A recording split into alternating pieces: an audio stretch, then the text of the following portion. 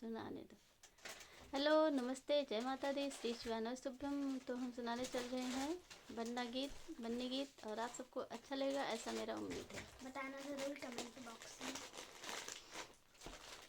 सिंह जय गर जय सिंहासन हो मेघ बरसैया साढ़। सिंह जय गर जय सिंहासन हो मेघ बरसैया साढ़। मम्मी जय गर जय पापा जी से हो बेटी भैली सयान। मम्मी जय गर जय पापा जी से हो बेटी भैली सयान।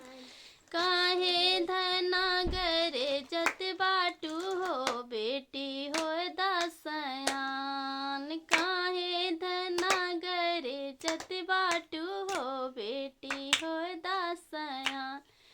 पहले बेटी के बरखो जब हो तब रचबै विवाह। पहले बेटी के बरखो जब हो तब रचबै विवाह।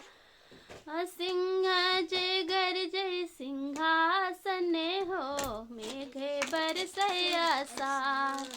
चाची जय गर जय चाचा जी से हो बेटी भैली सयान।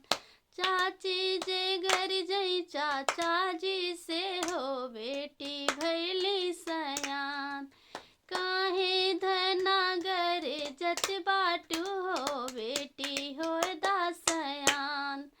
काहे धना गरे जत बाटू हो बेटी हो दासयान। पहले बेटी के बरखो जब हो तब रचबै विवाह। पहले बेटी के बरखो जब हो तब रचबै विवाह। सिंहा जय गर जय सिंहासन हो मेघ बरसैया साढ़। सिंहा जय गर जय सिंहासन हो मेघ बरसैया साढ़। भाभी जय गर जय भैया जी से हो बहनी भैली सयान।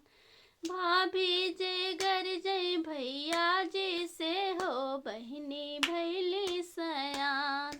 काहे धना गरे जत बाटू हो बहनी हो दासयान।